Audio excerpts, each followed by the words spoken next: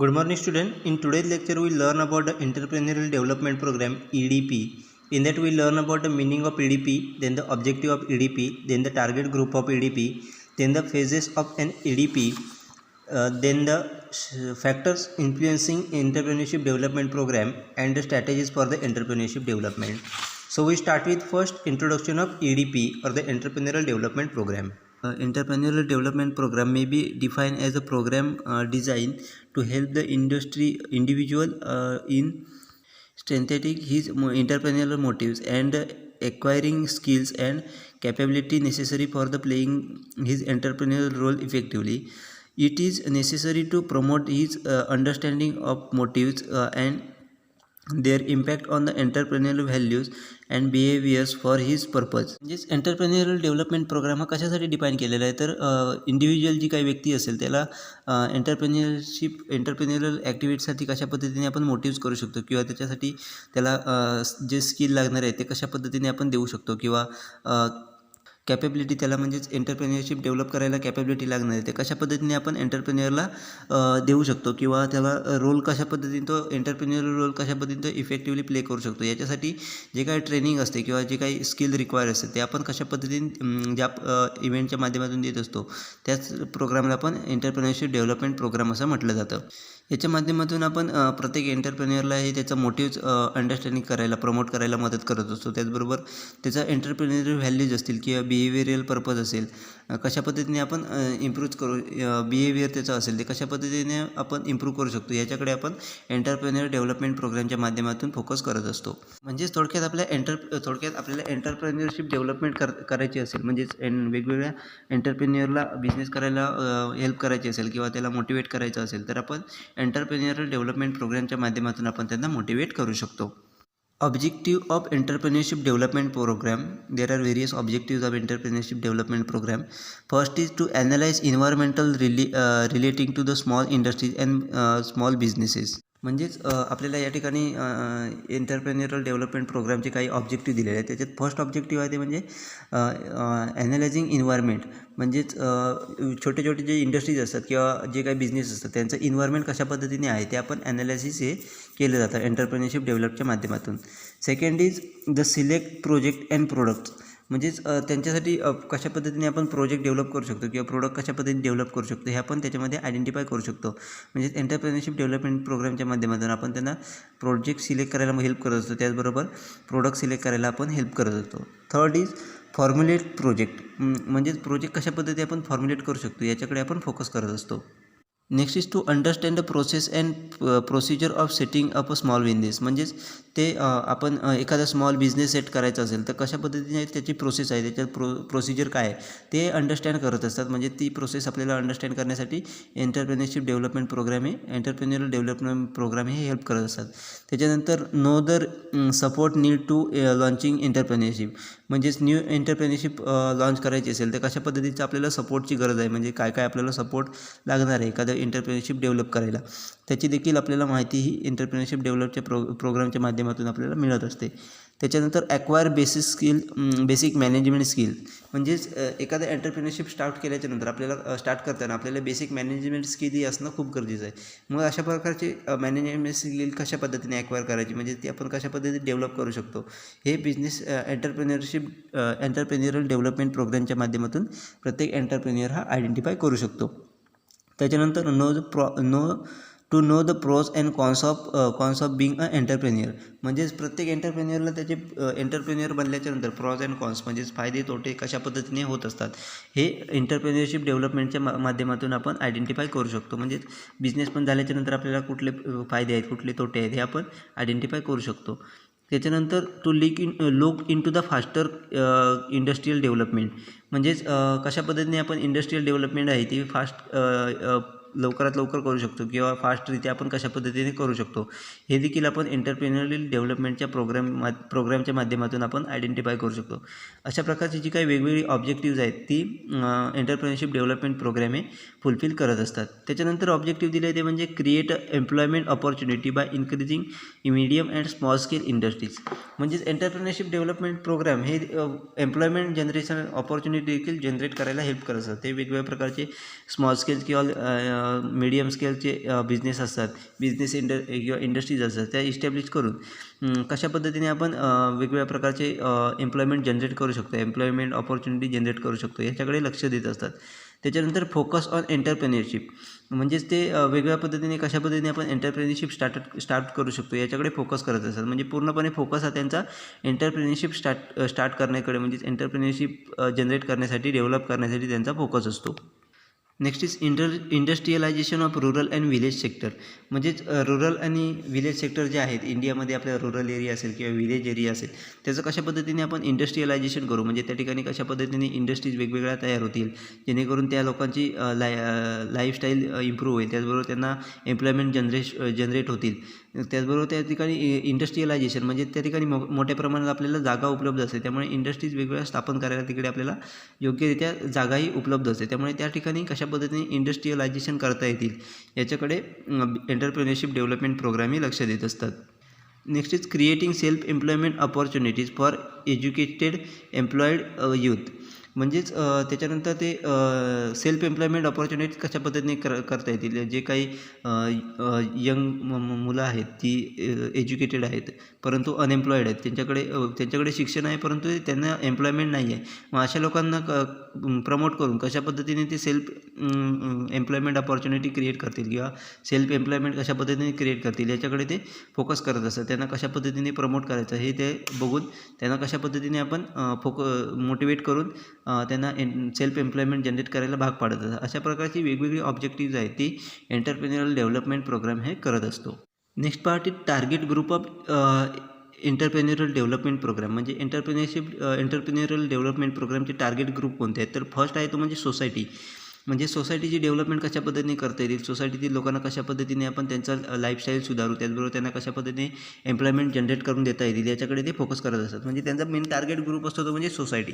Next is specific technology, म्हणजे specific टेक्नॉलॉजीचे जो काही ग्रुप असेल, म्हणजे ती टेक्नॉलॉजी डेव्हलपमेंट करणारा ग्रुप असेल किंवा ते रन करणारा जो टेक्नॉलॉजी रन करणारा जो काय ग्रुप असेल त्याला ते फोकस करून कशा पद्धतीने आपण टेक्नॉलॉजीचा यूज करू शकतो एंटरप्रेन्युअरशिपसाठी, त्याला ते फोकस करत असतात. Next is entrepreneurs in the field of science and technology, म्हणजे सायन्स अँड टेक्नॉलॉजीच्या माध्यमातून जे काही एंटरप्रेन्युअर्स असतात त्यांना ते टार्गेट करत असतात, त्यांना ते मोटिवेट करत असतात कशा पद्धतीने एम्प्लॉयमेंट जनरेट करता येईल किंवा एंटरप्रेन्युअरशिप डेव्हलपमेंट कशा पद्धतीने करता येईल त्याच्यासाठी ते सायन्स अँड टेक्नॉलॉजीच्या माध्यमातून एंटरप्रेन्युअरशिप जे जनरेट झाले असतात त्यांना ते फोकस करत असतात. त्याच्यानंतर शेड्यूल कास्ट अँड शेड्यूल ट्रीब, म्हणजेच शेड्यूल कास्टमधील लोकं असतील किंवा शेड्यूल ट्रीब म्हणजे आदिवासी लोकं असतील, अशा लोकांना ते फोकस करून कशा पद्धतीने एम्प्लॉयमेंट त्यांना देता येईल किंवा ते सेल्फ एम्प्लॉयमेंट कशा पद्धतीने जनरेट करता येतील त्यांच्यासाठी, किंवा ते स्वतः एम्प्लॉयमेंट कशा पद्धतीने जनरेट करतील याच्याकडे ते फोकस करत असतात. त्याच्यासाठी ते शेड्यूल कास्ट आणि शेड्यूल ट्रीब्स या कॅटेगरीतील लोकांना ते फोकस करत असतात.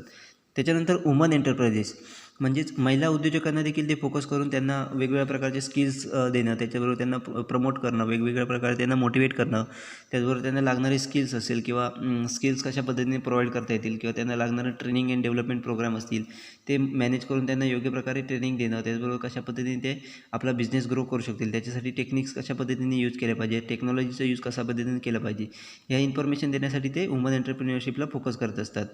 त्याच्यानंतर एज्युकेटेड अनएम्प्लॉयमेंट, म्हणजे जे लोक एज्युकेटेड आहेत परंतु त्यांच्याकडे एम्प्लॉयमेंट नाही, म्हणजे ते कोणत्याही प्रकारचा कामधंदा करत नाहीत किंवा ते अनएम्प्लॉईड आहेत, त्यांच्याकडे काम उपलब्ध नाही, अशा लोकांना ते फोकस करून कशा पद्धतीने ते सेल्फ एम्प्लॉयमेंट जनरेट करतील याच्याकडे ते फोकस करत असतात. अशा लोकांना ते टार्गेट करत असतात. त्याच्यानंतर रुरल एंटरप्रेन्युअर्स, म्हणजेच रुरलमध्ये जे काही एंटरप्रेन्युअरशिप जनरेट केलेले असतात त्यांना कशा पद्धतीने आपण हेल्प करू, त्यांचा बिझनेस ग्रो करण्यासाठी कशा पद्धतीने हेल्प करता येईल, त्यांना लागणारे स्किल्स असतील, लॅक ऑफ स्किल असेल तर त्यांना कशा पद्धतीने ते स्किल देता येतील, मॅनेजमेंट स्किल्स असतील किंवा इतर जे काही मॅनेजिंग स्किल असतात किंवा त्यांचा बिझनेस ग्रो करण्यासाठी लागणारी टेक्नॉलॉजी असेल किंवा इतर ज्या काही गोष्टी आहेत कशा पद्धतीने त्यांना प्रोव्हाइड करता येतील याच्याकडे ते टार्गेट करत असतात.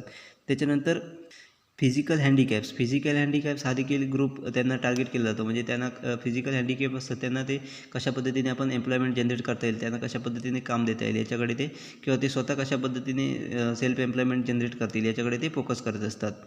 अशा प्रकारचे वेगवेगळे ग्रुप आहेत ते एंटरप्रेन्युअरशिप डेव्हलपमेंट प्रोग्रामच्या माध्यमातून फोकस करून त्यांना कशा पद्धतीने एम्प्लॉयमेंट जनरेट करून देता येतील किंवा ते लोक कशा पद्धतीने एंटरप्रेन्युअरशिप डेव्हलप करतील याच्याकडे ते फोकस करत असतात. Next is phases on of an EDP, Entrepreneurial Development Program. EDP is preliminary designed to induce motivation and competence among young prospective entrepreneurs. So the case and curriculum of the Entrepreneurial Development Program will be designed that it will be induce motivation and competency.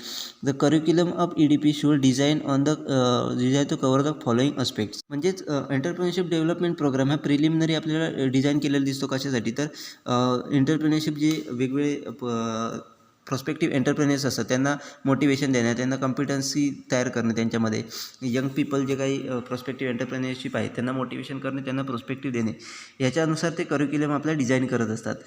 त्याच्यामध्ये वेगवेगळ्या प्रकारचे aspects आपल्याला दिले ते आपण पुढे पाहणार आहोत. त्याच्यानुसार ते आपला एंटरप्रेन्युअरशिप डेव्हलपमेंटचा करिक्युलम डिझाईन करत असतात. त्यात फर्स्ट पॉईंट आहे म्हणजे it will be general introduction to entrepreneurship.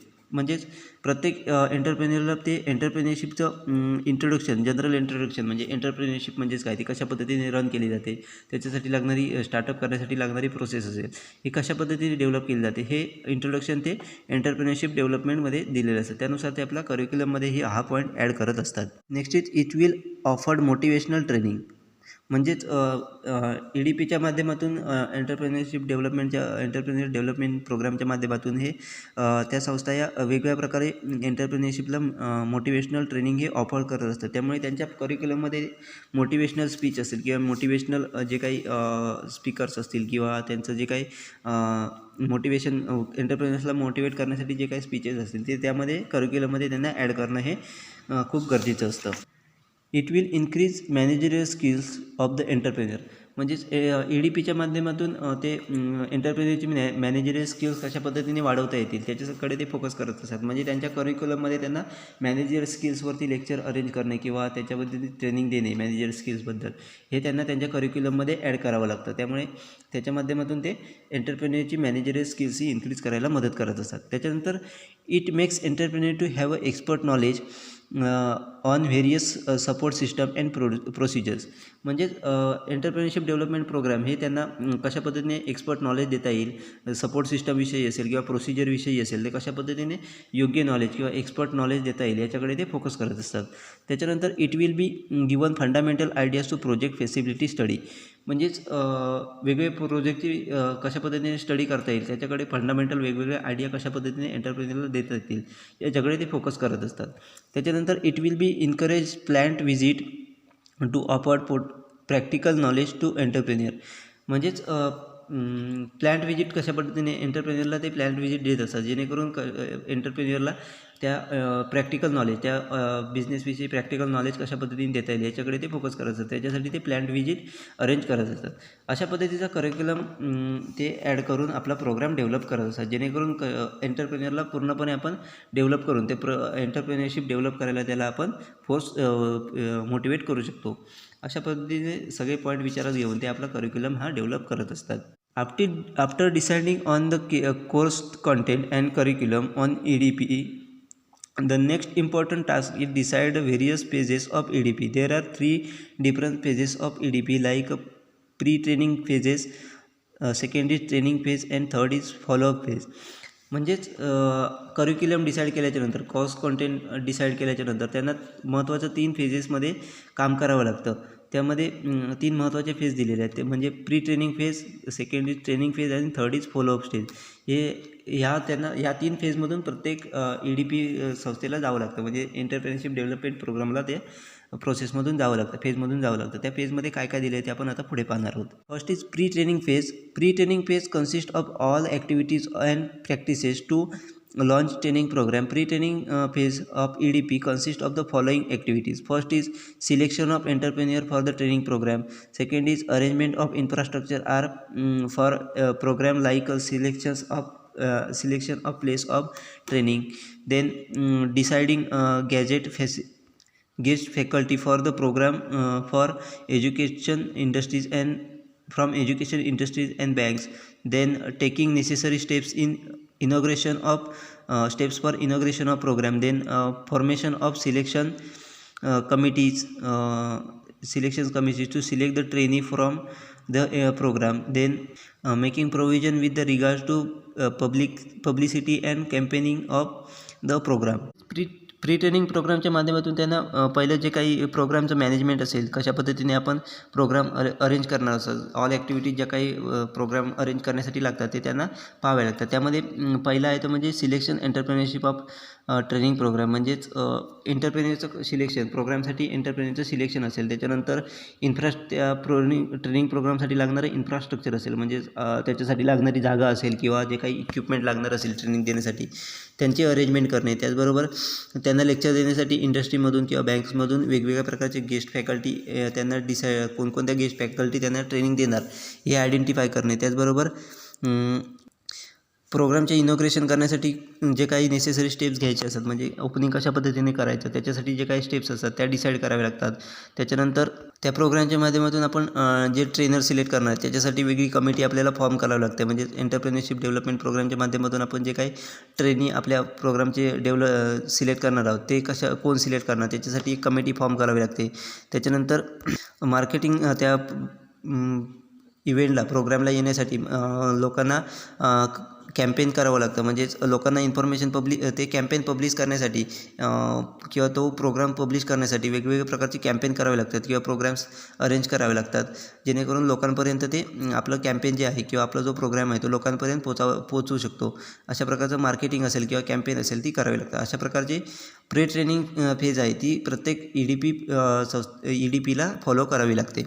Next is training phase. The primary objective of the training program is to be develop motivation and skills or the competency among the potential entrepreneur.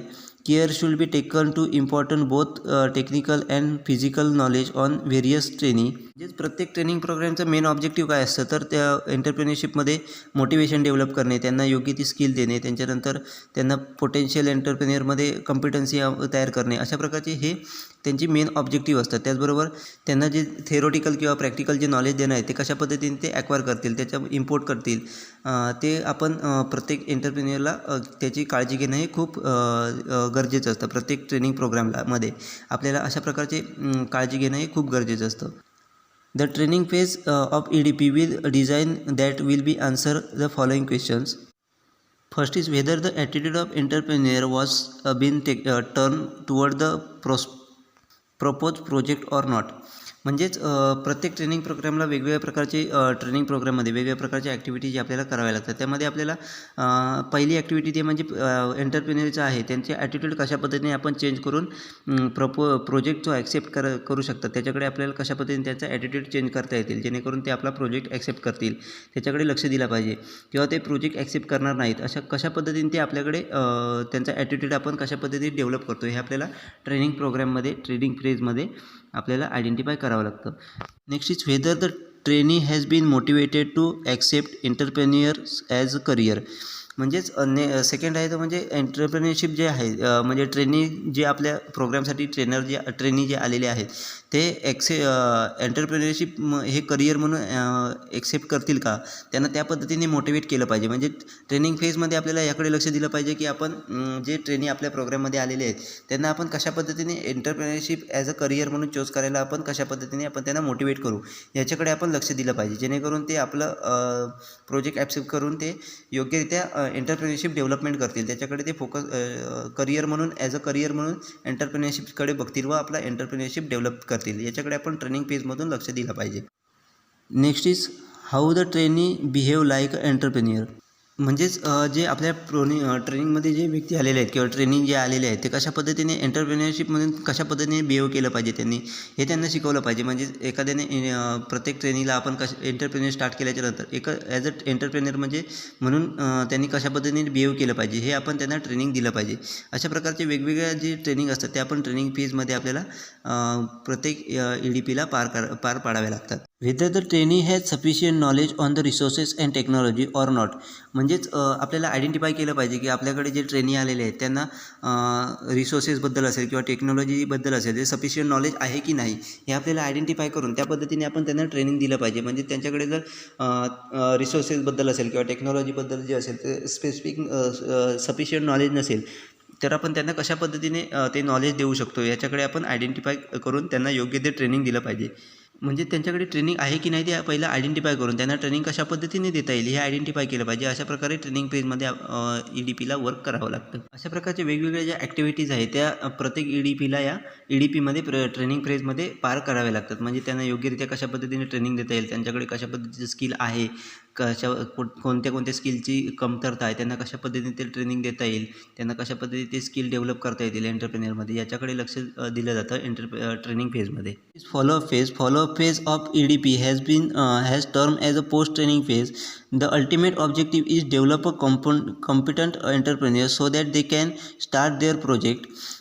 Post-training phase is a review phase of training program. म्हणजेच आपल्याला सगळ्यात last step दिसून येते ती म्हणजे follow up phase म्हणजेच काय तर पोस्ट ट्रेनिंग फेज. ट्रेनिंग दिल्याच्या नंतर येणारी फेज त्यालाच आपण पोस्ट ट्रेनिंग फेज असं म्हटलं जातं. तर प्रत्येक EDPचं अल्टिमेट ऑब्जेक्टिव्ह काय असतं, तर प्रत्येक जो ट्रेनी आलेला आहे त्याने आपल्याला आपला स्वतःचं एंटरप्रेन्योरशिप डेव्हलप करून त्याने स्वतःचा प्रोजेक्ट हा स्टार्ट केला पाहिजे, हे अल्टिमेट ऑब्जेक्टिव्ह असतं. तर ट्रेनिंग प्रोग्राम फेज ही आपल्याला पोस्ट ट्रेनिंग फेज ही आपल्याला ट्रेनिंग फेजची प्रिव्ह्यू फेज असते, म्हणजे रिव्ह्यू फेज असते. म्हणजे ट्रेनिंग कशा पद्धतीने आपण दिले ते आपण त्या पोस्ट ट्रेनिंग फेजमध्ये आपण रिव्ह्यू करू शकतो. It consist of reviewing of the work in the following manner. First is review of pre training work. म्हणजे ह्या स्टेपमध्ये आपण वेगवेगळ्या प्रकारचे रिव्ह्यू करू शकतो, कामाचा रिव्ह्यू आपण घेऊ शकतो. त्यामध्ये पहिला आहे ते म्हणजे review of pre training work. म्हणजेच ट्रेनिंगच्या अगोदर कशा पद्धतीने काम करायचं, तो एंटरप्रेन्योर कशा पद्धतीने काम चालायचं त्याचा आपण रिव्ह्यू घेऊ शकतो. नेक्स्ट आहे ते review of actual training program. म्हणजेच ॲक्च्युअल ट्रेनिंग प्रोग्राममध्ये कशा पद्धतीने स्किल्स ॲक्वायर केलेत त्याचा आपण रिव्ह्यू घेऊ शकतो. आणि third is review of post training program so that cost effectiveness of the present program can be evaluated.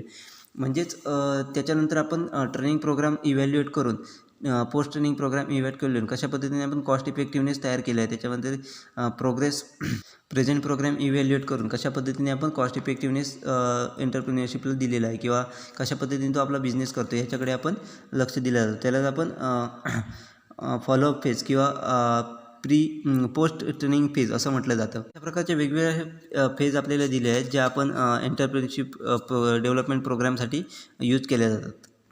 Next is factor influencing entrepreneurship development programme. म्हणजे त्या ठिकाणी एंटरप्रेन्योरशिप डेव्हलपमेंट प्रोग्रामवरती कोणकोणते फॅक्टर त्या ठिकाणी इन्फ्लुएन्स करतात ते या ठिकाणी आपल्याला दिलेले आहेत, ते आपण आता पुढे पाहणार आहोत.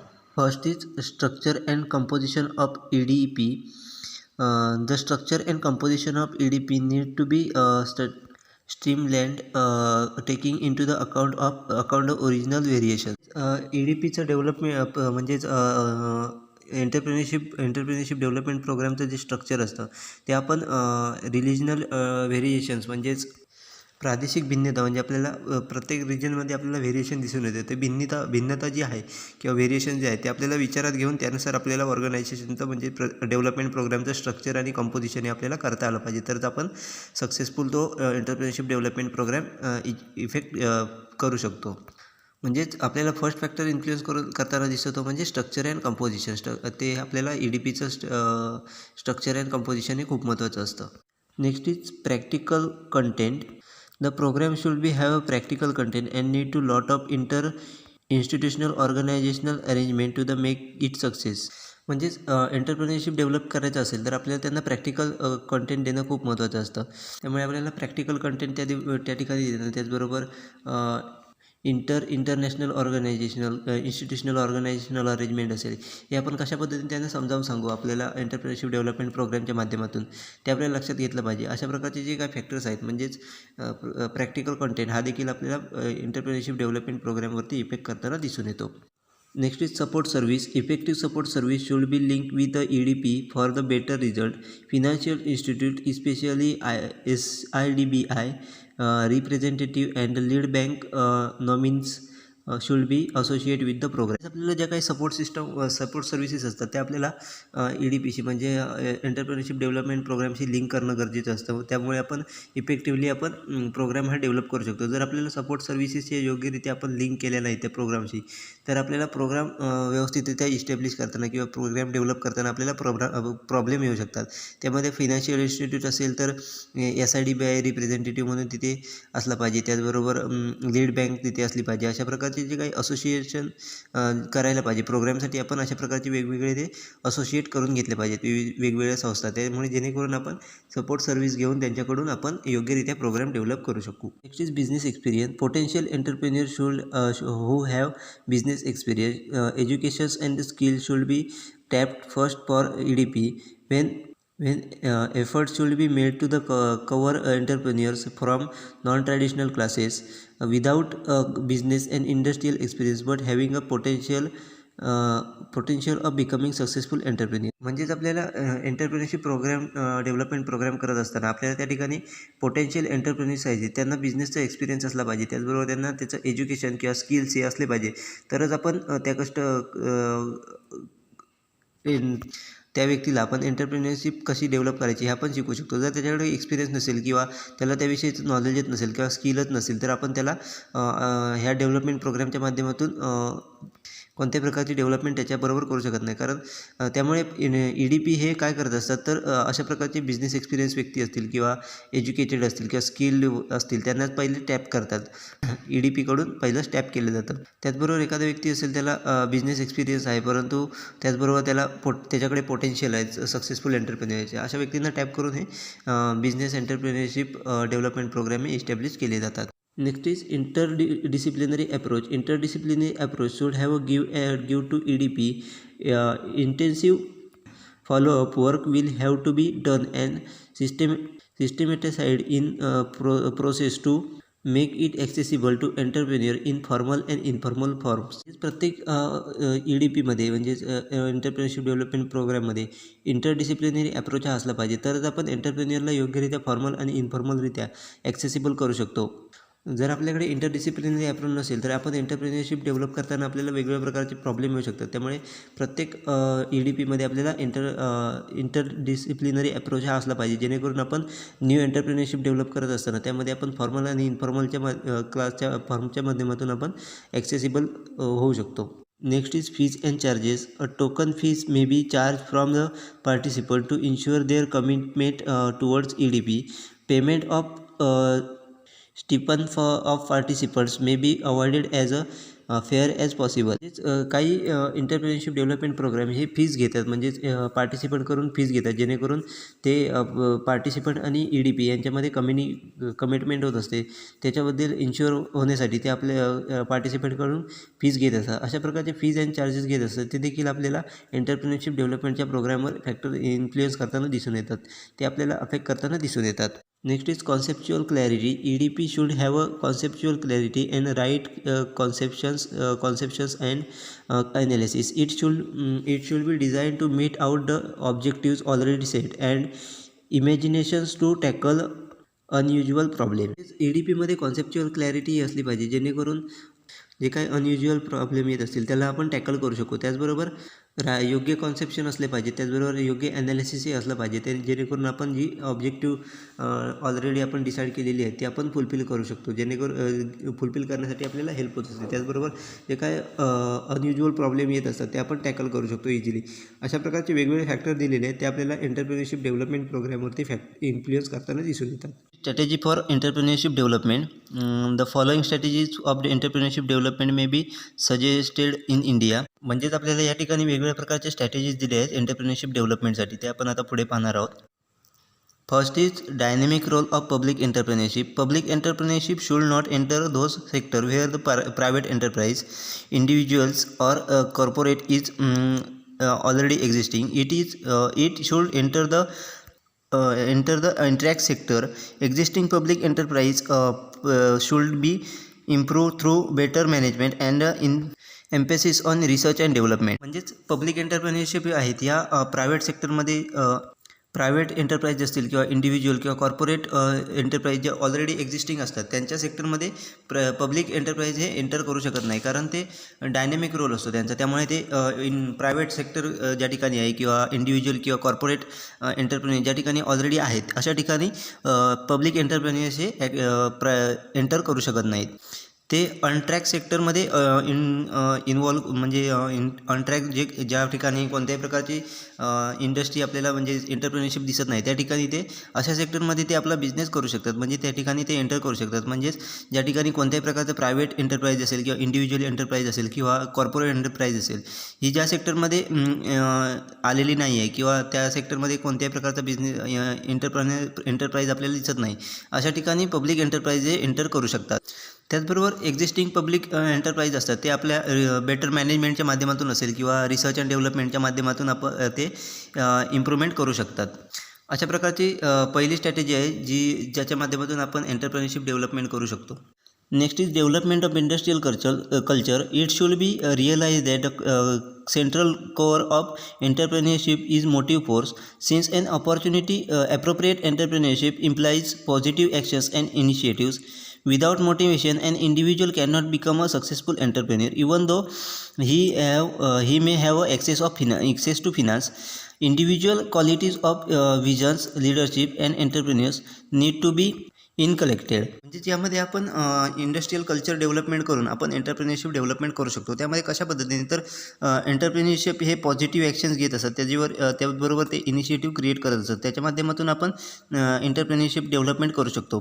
त्याचबरोबर विदाऊट मोटिवेशनशिवाय एखादी इंडिव्हिज्युअल एंटरप्रेन्युअर हा सक्सेसफुल एंटरप्रेन्युअर बनू शकत नाही. त्याला मोटिवेशनची गरज असते. मग अशा पद्धतीने आपण आपल्या डेव्हलपमेंट प्रोग्रामच्या माध्यमातून आपण त्यांना मोटिवेशन देऊन त्यांना आपण एंटरप्रेन्योरशिप सक्सेसफुल व्हायला आपण मदत करू शकतो. जरी त्याला फिनान्शियल ॲक्सेस असला तरी तो सक्सेसफुल होऊ शकत नाही, कारण त्याला मोटिवेशनची खूप गरज असते प्रत्येक इंडिव्हिज्युअल व्यक्तीला. त्याचबरोबर इंडिव्हिज्युअल व्यक्तीला त्याच्या क्वालिटीज असतात, विजन्स असेल, लिडरशिप असेल किंवा एंटरप्राइज, अशा प्रकारच्या ज्या काही क्वालिटीज असतात त्या आपण डेव्हलप करणे खूप गरजेचं असतं. कारण अशा प्रकारच्या क्वालिटीज जर नसतील तर आपण एखादा व्यक्ती स्वतःची एंटरप्रेन्योरशिप ही डेव्हलप करू शकत नाही, सक्सेसफुल एंटरप्रेन्योर होऊ शकत नाही. जर त्याला सक्सेसफुल एंटरप्रेन्योरशिप व्हायचं असेल तर अशा वेगवेगळ्या ज्या काही क्वालिटीज आहेत त्या त्याला डेव्हलप करणं गरजेचं असतं. त्याचबरोबर प्रत्येक इंडिव्हिज्युअल व्यक्तीला मोटिवेशनची गरज असते सक्सेसफुल एंटरप्रेन्योरशिप बनण्यासाठी.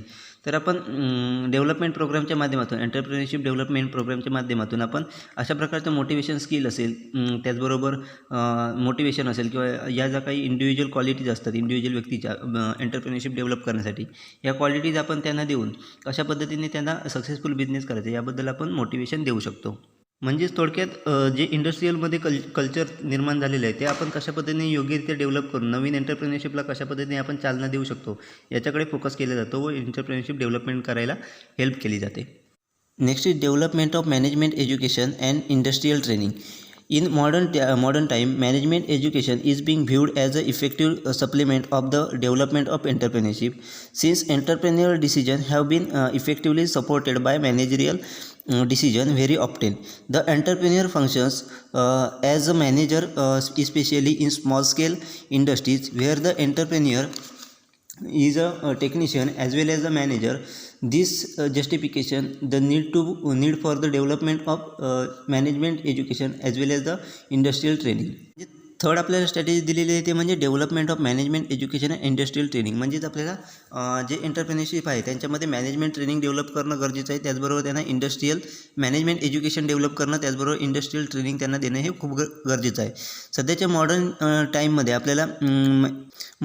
जर आपल्याला एंटरप्रेन्योरशिप डेव्हलप करायची असेल तर आपल्याला मॅनेजमेंट एज्युकेशन हे खूप महत्त्वाचं असतं. म्हणजे जर एखाद्या व्यक्तीमध्ये मॅनेजमेंट एज्युकेशन असेल तरच तो व्यवस्थितरित्या एंटरप्रेन्योरशिप डेव्हलप करू शकतो. जर त्याच्याकडे मॅनेजमेंट एज्युकेशन नसेल तर तो एंटरप्रेन्योरशिप सक्सेसफुल होऊ शकत नाही एंटरप्रेन्योरशिपमध्ये. त्यामुळे आपल्याला मॅनेजमेंट एज्युकेशन प्रत्येक एंटरप्रेन्योरशिपला देणं आणि त्याच्यानंतर एंटरप्रेन्योरशिप डेव्हलप करणं हे सध्याच्या मॉडर्न युगात टाईममध्ये आपल्याला खूप महत्त्वाचं आहे. कारण एंटरप्रेन्युअरल डिसिजन हे पूर्णपणे आपल्याला मॅनेजरियल एज्युकेशनवरती आपल्याला डिपेंड दिसतात. म्हणजेच जर एखाद्या व्यक्तीकडे मॅनेजरियल एज्युकेशन किंवा मॅनेजरियल डिसिजन हे स्किल जर असेल तरच तो योग्यरित्या एंटरप्रेन्योरशिपच्या मध्ये जे काही डिसिजन घ्यायचे असतात ते योग्यरित्या घेऊ शकतो. इफेक्टिव्हली ते डिसिजन घेऊन तो आपली ऑर्गनायझेशन योग्यरित्या चालवू शकतो. त्यामुळे आपल्याला प्रत्येक ऑर्गनायझेशनमध्ये मॅनेजमेंट एज्युकेशन प्रत्येक एंटरप्रेन्युअरला देणं खूप गरजेचं असतं. फॉर एक्झाम्पल सांगायचं झालं तर एखादा एंटरप्रेन्युअर म्हणजे स्मॉल स्केल एंटरप्रेन्युअर आहे, तिथला जो मॅनेजर आहे तो टेक्निशियन आहे, त्याचबरोबर ॲज वेल ॲज तो मॅनेजर, हे 2 रोल तो पार पाडत आहे. म्हणजे टेक्निशियनचा देखील रोल पार पडतो आहे, त्याचबरोबर तो मॅनेजरचा देखील रोल पार पडतो आहे. मग अशा वेळेला त्याला मॅनेजमेंट एज्युकेशन असणं, मॅनेजर असल्यामुळे त्याला मॅनेज करण्यासाठी मॅनेजमेंट एज्युकेशन असणं खूप गरजेचं आहे. त्याचबरोबर टेक्निशियन असल्यामुळे त्याला इंडस्ट्रियल ट्रेनिंग असणं देखील खूप गरजेचं आहे. अशा प्रकारचे वेगवेगळ्या प्रकारे आपण मॅनेजमेंट एज्युकेशन डेव्हलप करून, त्याचबरोबर इंडस्ट्रियल ट्रेनिंग डेव्हलप करून आपण एंटरप्रेन्योरशिप डेव्हलप करायला हेल्प करू शकतो. Next is development of backward area. The development of backward area is a new challenge. Development program for these regions should be drawn and effectively implement. Such programs await new entrepreneurs whose technical expertise and managerial competence would bring out and desire development and fulfil social needs. आपल्याला fourth strategy दिलेली आहे ते म्हणजे development of backward area. Backward एरियामध्ये development करून देखील आपण entrepreneurship develop करू शकतो. कशी? तर आपल्याला पुढे वेगवेगळे पर्याय दिलेले आहेत. तर परंतु आपल्याला फर्स्ट बॅकवर्ड एरिया डेव्हलप करणं ही आपल्याला पहिल्यात एक नवीन चॅलेंज झालेलं आहे. म्हणजे प्रत्येक एंटरप्रेन्योरशिप डेव्हलपमेंट प्रोग्राममध्ये आपल्याला बॅकवर्ड एरिया डेव्हलप करणं हे खूप महत्त्वाचं चॅलेंज झालेलं आहे. अशा प्रकारच्या रिजनमध्ये आपल्याला डेव्हलपमेंट प्रोग्राम हे इफेक्टिवली आपल्याला तिथे इम्प्लिमेंट केले पाहिजे, तरच आपण त्या एरियामध्ये डेव्हलपमेंट करू शकतो. कारण अशा प्रकारच्या प्रोग्राममधून आपण वेगवेगळे एंटरप्रेन्योर तयार करू शकतो. कशाप्रमाणे? तर त्या ठिकाणी आपण बॅकवर्ड एरिया असल्यामुळे तिथे आपण काही लोक हे टेक्निकल एक्सपर्टाईज देखील असतात, तर काही मॅनेजरियल कॉम्पिटन्स असतात. अशा प्रकारे लोक हे बॅकवर्ड एरियामध्ये राहत असल्यामुळे त्यांना एंटरप्रेन्योरशिप डेव्हलप करायला कशा पद्धतीने इतर जी स्किल लागतात ते त्यांच्याकडे नसतात. फक्त ते त्यांच्याकडे टेक्निकल एक्सपर्टाईज असतात, त्याचबरोबर मॅनेजर कॉम्पिटन्स असतात काही लोक. अशा प्रकारनं लोकांना आपण आयडेंटिफाय करून त्यांना वेगवेगळ्या प्रकारचे एंटरप्रेन्योरशिप डेव्हलप करायला आपण मोटिवेट करू शकतो. त्याचबरोबर आपण त्याला वेगवेगळ्या प्रकारची डेव्हलपमेंट देऊन त्यांना कशा पद्धतीने सोशल ते नीड फुलफिल करू शकतात हे आपण आयडेंटिफाय त्यांना करून देऊ शकतो. त्याचबरोबर त्यांना मोटिवेट करून आपण ते कशा पद्धतीने बिझनेस डेव्हलप करू शकतात हे त्यांना आपण डेव्हलपमेंट प्रोग्रामच्या माध्यमातून आपण त्यांना सांगू शकतो. अशा पद्धतीने बॅकवर्ड एरियामध्ये डेव्हलपमेंट आणून आपण एंटरप्रेन्योरशिप डेव्हलपमेंट करू शकतो. Next is adequate measures for mobilize talent. Adequate measures are must for mobilizing and fostering entrepreneurial talent in the country. In this context, it should be realized that entrepreneurs are not a gift of particular class. For example, in Japan, innovators come from the underprivileged class, as the affluent class had hardly any incentive to innovate. आपल्याला next strategy दिलेली आहे म्हणजे adequate measures for mobilize talent. म्हणजेच आपल्याकडे जे काही talent आहे ते कशा पद्धतीने आपण ॲडिक्वेट मेजर करू शकतो याच्याकडे आपण लक्ष दिलं पाहिजे. म्हणजे जे आपल्याकडे मोबिलाइज टॅलेंट जे आहे त्याला योग्यरित्या मेजर करून आपण त्याला एंटरप्रेन्योरशिप डेव्हलप करायला मदत करू शकतो. कारण हे एंटरप्रेन्योरशिप ही कोणत्या पर्टिक्युलर क्लाससाठी आयडेंटिफाय केलं जात नाही किंवा गिफ्ट दिलेलं नाही की याच क्लासमधील व्यक्तींनी हे एंटरप्रेन्योरशिप डेव्हलप केलं पाहिजे असं काही नसतं. तर आपण त्यांना त्या व्यक्ती ती आपल्याकडे असलेल्या टॅलेंटचा योग्यरित्या मेजर करून आपण कशा पद्धतीने एंटरप्रेन्योरशिप डेव्हलप करू शकतो हे आपण एंटरप्रेन्योरशिप डेव्हलपमेंट प्रोग्रामच्या माध्यमातून आपण लोकांना सांगू शकतो. फॉर एक्झाम्पल सांगायचं झालं तर जपानमध्ये जे इनोव्हेशन होत असतात, वेगवेगळ्या प्रकारचे जे इनोव्हेशन होत असतात ते आपल्याला अंडर प्रिव्हिलेज क्लासकडून म्हणजेच वंचित क्लासकडून आपल्याला मोठ्या प्रमाणात झालेली दिसून येतात, रादर दॅन ॲफ्लुएंट क्लास म्हणजे जो काही परिपूर्ण क्लास आहे त्याच्यापेक्षा आपल्याला वंचित क्लासकडून असे वेगवेगळे इनोव्हेशन आलेले दिसून येतात. परंतु जे ॲफ्लुएंट क्लास आहे त्यांच्याकडून हार्डली कमी प्रमाणात आपल्याला इनोव्हेशन हे जपानमध्ये दिसून येतात.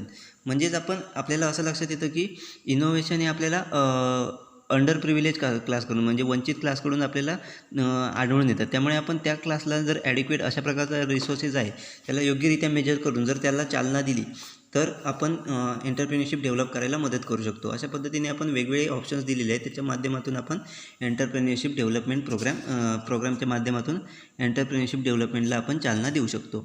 Next is better economic administration. Better economic administration would go along way in ensuring and increasing entrepreneurship. Economic administration maybe states should be improved so that objectives of economic policy may be fully achieved in a overall interest of country economy.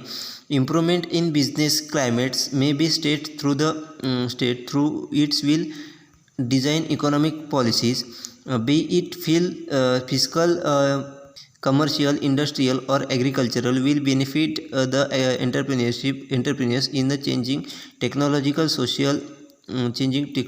society, and thus facilitate healthy development of entrepreneurship. म्हणजे आपल्याला next strategy दिली आहे ती म्हणजे better economic administration. म्हणजे जर आपल्या स्टेटमध्ये किंवा आपल्या सराउंडिंगमध्ये इकॉनॉमिक ही बेटर इकॉनॉमिक ॲडमिनिस्ट्रेशन असेल तर आपल्याला एंटरप्रेन्योरशिप डेव्हलप मिळायला चालना मिळते. त्याचबरोबर बेटर इकॉनॉमिक ॲडमिनिस्ट्रेशनमुळे आपण जर असेल आपल्याकडे बेटर इकॉनॉमिक ॲडमिनिस्ट्रेटिव्ह जर असेल तर आपल्याला लाँग टर्म एंटरप्रेन्योरशिप इन्क्रीज करायला मदत करत असते. त्याचबरोबर इकॉनॉमिक ॲडमिनिस्ट्रेटिव्ह ही इकॉनॉमिक पॉलिसीचे ऑब्जेक्टिव्ज डिसाईड करत असते. त्याचबरोबर म्हणजेच ऑब्जेक्टिव्ह जे आहेत ते इम्प्रूव्ह करत असते. त्याचबरोबर कंट्रीची इकॉनॉमिक सिच्युएशन आहे ती आपल्याला इम्प्रूव्ह करायला मदत करत असते. बेटर इकॉनॉमिक ॲडमिनिस्ट्रेशन आहे. त्याचबरोबर इकॉनॉमिक पॉलिसीमध्ये डेव्हलपमेंट करून आपण बिझनेस क्लायमेट जे आहे ते आपण इम्प्रूव्हमेंट करायला हेल्प करत असतो. म्हणजेच आपण जर इकॉनॉमिक पॉलिसी जर डिझाईन केल्या म्हणजे योग्यरित्या डिझाईन केल्या तर त्याचा बिझनेसवरती इफेक्ट होत असतो. म्हणजेच बिझनेस क्लायमेट आपण चांगल्या प्रकारे इम्प्रूव्ह करायला आपण इकॉनॉमिक पॉलिसीच्या माध्यमातून हेल्प करत असतो. त्यामध्ये फिस्कल पॉलिसी असेल किंवा कमर्शियल पॉलिसी असेल, त्याचबरोबर इंडस्ट्रियल असेल किंवा ॲग्रिकल्चरल पॉलिसी असेल, अशा प्रकारच्या वेगवेगळ्या ज्या इकॉनॉमिक पॉलिसी असतात त्या आपल्याला एंटरप्रेन्योरशिप साठी बेनिफिशियल असतात. टेक्नॉलॉजिकल सोसायटीमध्ये आपल्याला अशा प्रकारच्या एंटरप्रेन्योरशिपमध्ये इकॉनॉमिक पॉलिसी या खूप महत्त्वाच्या असतात. त्याचबरोबर अशा प्रकारच्या ज्या फॅसिलिटीज असतात म्हणजेच बेटर इकॉनॉमिक ॲडमिनिस्ट्रेटिव्हमधून प्रोव्हाइड करण्याच्या ज्या काही वेगवेगळ्या पॉलिसीज असतील किंवा ज्या काही वेगवेगळ्या फॅसिलिटीज असतील ते आपल्याला हेल्दी एंटरप्रेन्योरशिप डेव्हलपमेंट करायला हेल्प करत असतात. त्याचबरोबर आपल्याला एंटरप्रेन्योरशिप डेव्हलप करायला अशा पद्धतीने त्या वेगवेगळ्या पद्धतीने आपल्याला मदत करतात. म्हणजेच काय तर आपल्याला थोडक्यात आपली जी स्टेट किंवा कंट्रीची इकॉनॉमी आहे त्याच्यामध्ये इकॉनॉमिक ज्या पॉलिसीज असतात त्या आपल्याला स्टेबल ठेवून कशा पद्धतीने आपण ते स्टेबल ठेवता येतील जेणेकरून आपल्याला बिझनेसमॅनसाठी ते युजफुल ठरतील, जेणेकरून बिझनेसमॅनला योग्यरित्या प्रॉफिट होऊ शकतो, बेनिफिट त्याचा होऊ शकतो. अशा पद्धतीने आपण इकॉनॉमिक ॲडमिनिस्ट्रेटिव्ह योग्यरित्या बेटररित्या डेव्हलप करून आपण एंटरप्रेन्योरशिपच्या डेव्हलपमेंटसाठी चालना देऊ शकतो. Next is adequate and timely credit. Financial institutes should provide adequate and timely credit and technical assistance, especially to small and medium-sized enterprise. They should impart knowledge about the need of the economy. All this will go a longer way in collecting and sustaining entrepreneurial spirit in the newly emerging class. म्हणजे जर adequate आणि timely credit policy आपण जर establish केली तर आपण योग्यरित्या entrepreneurship develop करायला मदत करू शकतो. म्हणजेच काय तर ज्या वेगवेगळ्या फिनान्शियल इन्स्टिट्यूट असतात त्यांनी जर योग्य टाईमला किंवा ॲडिक्वेटली योग्यरित्या जर क्रेडिट एंटरप्रेन्योरशिपला क्रेडिट दिला म्हणजे जी काही त्यांना फिनान्शियल हेल्प आहे ती जर योग्यरित्या दिली, त्याचबरोबर जर एखादा टेक्निकल असिस्टंट स्मॉल एंटरप्राइज असेल किंवा मीडियम साईज एंटरप्राइज असेल त्याला जर एखादा असिस्टंट दिला तर आपला त्यांचा फिनान्शियल पॉलिसीज त्यांना प्रत्येक एंटरप्रेन्योरशिपला आपलं फिनान्शियल मॅनेजमेंट करायला योग्य जाईल. त्यामुळे आपल्याला एंटरप्रेन्योरशिप डेव्हलप करायला मदत होत असते. त्याचबरोबर आपण जर एखाद्या त्याला टेक्निकल असिस्टंट दिला तर ते एंटरप्रेन्योरशिप हे आपल्याला इकॉनॉमीची नीड काय आहे त्याच्याबद्दलचं जे काही नॉलेज असते ते इम्पोर्ट करून त्याप्रमाणे आपला बिझनेस डेव्हलप करू शकतात. अशा प्रकारच्या ॲक्टिव्हिटीज या न्यू क्लासमध्ये आपल्याला एंटरप्रेन्युरियल स्पिरिट डेव्हलप करायला मदत करत असतात. त्यामुळे आपल्याला अशा प्रकारच्या पॉलिसी या मार्केटमध्ये आणणं खूप गरजेचं आहे जेणेकरून नवीन एंटरप्रेन्युरशिप त्याच्या माध्यमातून एंटरप्राइज डेव्हलप करायला तयार होतील. अशा प्रकारच्या पॉलिसींमुळे आपण एंटरप्रेन्युरशिप डेव्हलपमेंट करायला हेल्प होत असते. Next is special categories of entrepreneur. Now new special categories of entrepreneur like woman, educated youth, retired army person, NRI have appeared for the economic scenes. Their emergence in more directly candidate by the economic and the industrial factors not only by the social factors of caste, community and social approval and disapproval. Conductive working environment should be ensure for the healthy development of such enterprise in future. It is only then there is equality of visions, leaderships and enterprise can will be utilized for the industrial development of the country. म्हणजेच आपण special category entrepreneurship special categories तयार करून देखील आपण entrepreneurship develop करू शकतो. तर special कॅटेगरीमधले कुठले आहे तर वुमन एंटरप्रेन्योरशिप असेल किंवा एज्युकेटेड यूथ असतील किंवा रिटायर आर्मी पर्सन असतील, NRI पर्सन असतील, अशा प्रकारच्या लोकांना एकत्र करून आपण एंटरप्रेन्योरशिप डेव्हलपमेंट करू शकतो.